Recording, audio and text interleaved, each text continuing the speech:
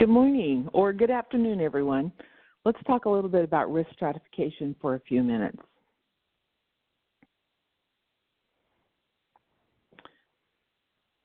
One of the fundamental processes in population health is risk stratification. This allows the care team to be able to direct the right amount of attention and care management to those patients who need extra support, and then is also able to allow us to do preventive outreach for patients who may be low risk. So let's talk about some of the requirements.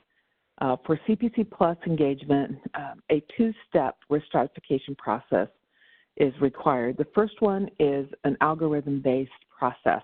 We're going to talk a little bit more about how that works for us in EPIC. Second is that care team's perception of risk. This would be the provider's risk score. So let's get started on looking at how we use these risk scores. The algorithm-based score is defined by using diagnoses, claims data, utilization activity, chronic care conditions to be able to put the patient into a classification that identifies them as potentially needing more support. What do we do in EPIC? In the past, we have had a FITEL risk score, and that FITEL risk score was recorded as low, moderate, high, or very high, with our focus being on the high, very high patients. The Charleston Comorbidity Index was used as the basis for this algorithm. There was a numeric score, but then we broke it into the word classifications of low, moderate, high, and very high, so that it was comparable with the clinician-entered risk score. But beginning this week, we are migrating to an EPIC general risk score. This is automatically calculated in the background by EPIC. I'm going to tell you a little bit more about a little bit later about the components that generate this risk score. But beginning yesterday, you saw a general risk score in the banner, and the FITEL risk score was removed. This example from a screenshot, I know it's kind of hiding just a little bit, shows that the general risk score for this patient was a 3. So where do you find it in EPIC? There is a CPC risk score in the right sidebar when you're in an open encounter. We're going to take a quick look at this screenshot, but I'm going to show you how all these pieces come together for this view. When you have an open patient outreach encounter, you will find over on the right side of your screen in this sidebar a wrench. We're going to add the CPC Plus risk score, and it will show you this display. So open that wrench up. You're going to get a selection screen that allows you to add or remove things from that right sidebar. We want to have the CPC Plus risk score in that sidebar. Simply select it, press OK, and it will move it to that sidebar. Remember, you can change the order of how those items display in your right toolbar. So just use the up or down arrows to move that CPC Plus risk score to the top. Providers, I'm going to get some additional information for you on how to view and see that. I think it's already there in your view. So how is this general risk score calculated? You can see here there's a number of components that go into that calculation. 0 to 4 is a low risk score, 4 to 6 is a medium risk score, and 6 and above to 15 being the highest is considered high risk. So the age adds points. If you're greater than 65 years old, you get a point. If you're greater than 85, you get 2 points. If you have had a hospital admission in the past year, you can get up to 3 points. It depends on the number of admissions. Same with emergency room visits. So these two components address the utilization. How often is a patient needing a hospital admission or ED visit to help manage their care? On the right side of the screen, you're going to see COPD, diabetes, CHF, liver disease, and depression as some of those chronic illnesses that may be impacting health. 1 point is assigned for each of those chronic illnesses. Additionally, you'll notice that if the patient has a primary care provider, they get 0 points. If there is not a primary care provider assigned to them, they will get 1 point. So most of our patients that we're going to be looking at will have a PCP assigned to them. We may see this score pop up in a patient who is being seen in urgent care and doesn't have a designated PCP. Finally, the last component to this is whether or not the patient is a Medicaid patient, and there's an additional point assigned to that. All those points are added up and constantly updating within Epic whenever anything changes. For example, a new diagnosis being added or a new ED visit occurring yesterday. So you will see some dynamic movement in that risk score. This just shows you that a breakdown again. Remember, the higher the score, the higher the risk. There's a pretty broad range in that high risk category between 6 and 15 points. So a number of reasons can be contributing to that higher score. The care team's perception of the risk, or what we call the subjective or the provider risk score, can be also seen in the patient outreach encounter at the very bottom. Remember, this one can be changed. We use basically the same definitions we did in Epic in creating this, in NextGen in creating this, so this should sound pretty familiar. Remember that when you're in an outreach encounter, you can change that risk score by simply clicking on the new risk score and saving it.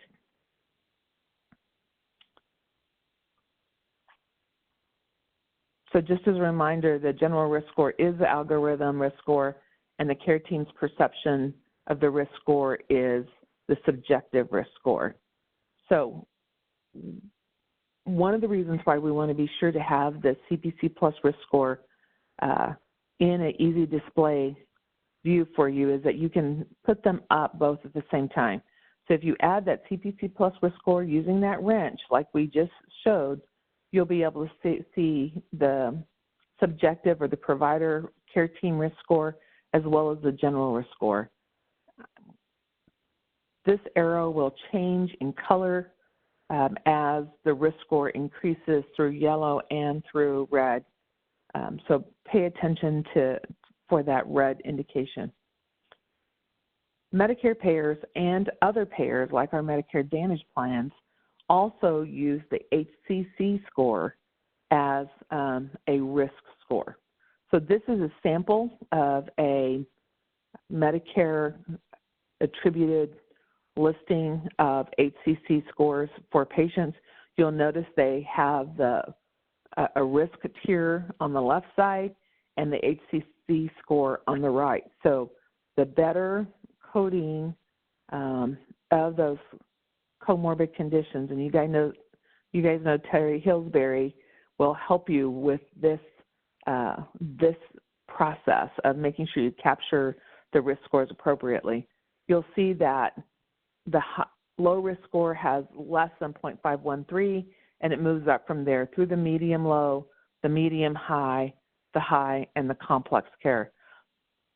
The high risk and the complex care are particularly important in the CPC Plus clinics because those are the target patients that CMS really would like for us to pay the most attention to. For this particular clinic, they have 50 patients in the high risk category and 53 in the complex risk. Your care managers received this information detail and will review this content with you at the conclusion of this webinar. There are additional reports that are available to be able to zero in on specific patients in the high-risk, complex risk category. So based on your risk stratification process, this comes out of the implementation guide, our high-risk patients should be targeted for proactive, relationship-based, or longitudinal care management in order to identify and help manage risk, as well as provide potentially intensive care management. So how do we be proactive in this definition? We're going to look ahead, obviously, look at health maintenance guidelines being completed to identify and screen out any potential issues. We use patient outreach all the time through campaigns and through FITEL to remind patients to come back in, or that they have a test due or a next visit due. We also want to use that pre-visit planning process.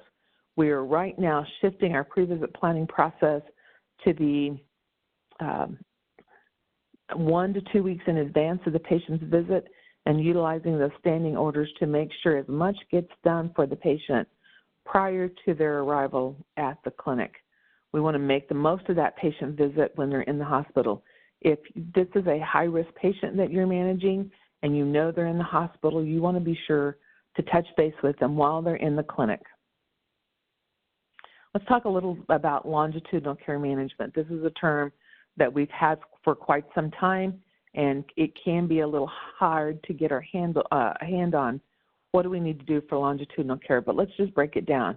We want to make sure that when the patient is in the clinic, we make the most, again, of that appointment.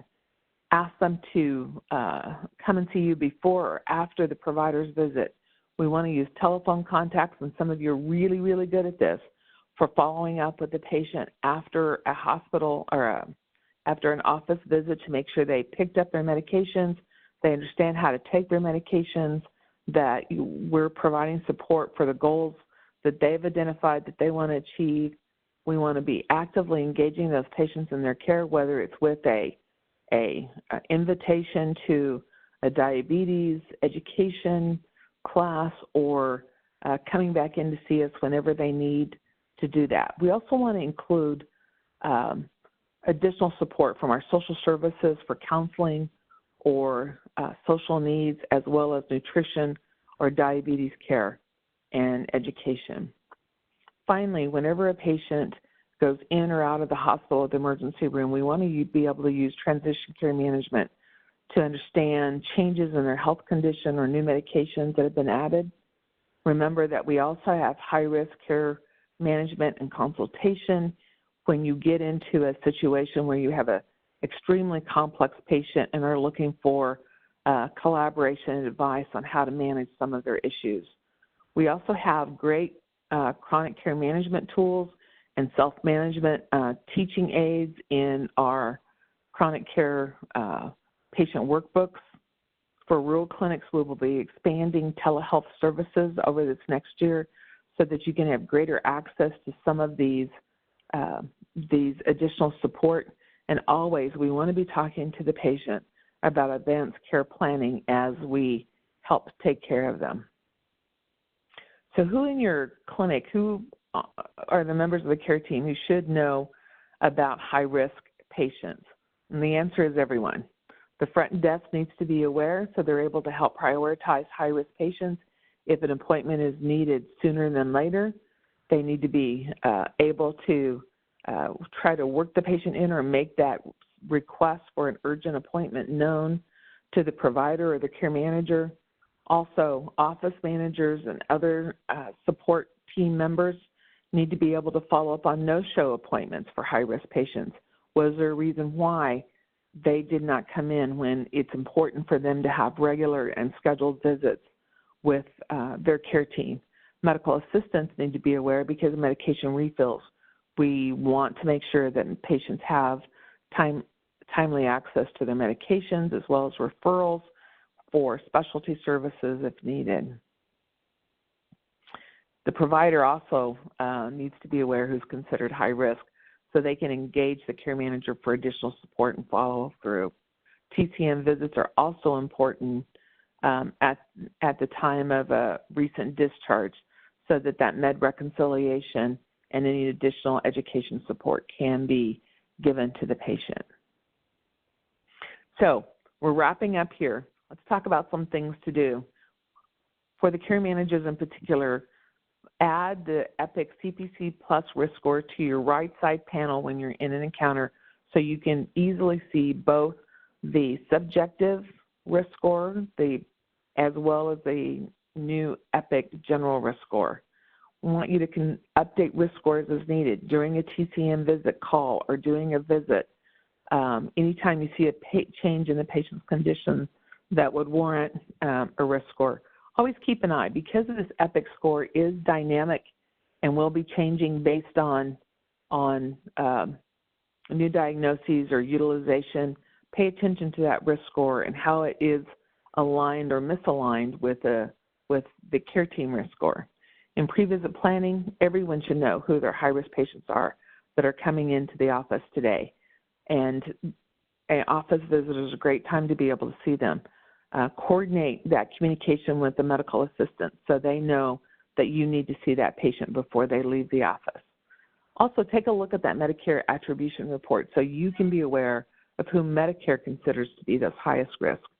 Later, at the conclusion of this webinar, be sure you post your sign-in sheet and your minutes and action steps to the UPC CPC Plus Connect site. Two last things. A couple of meetings coming up in the next couple of months that I want to make sure you have on your schedule. For providers, Dr. Callery will be meeting with the clinic quality leads on Friday, April 5th, beginning at 1 p.m. at the Hillcrest Hospital South Education Center. There's detailed instructions on location in appointments that your clinic quality lead should have on their calendars. And coming up in May is the first 2019 CPC Plus in-person learning session for providers, office managers, and care managers. It's an all-day meeting and will be held at the Stony Creek Conference Center in Broken Arrow. Please make sure they're on your schedules. Thank you guys so very much. Have a great day.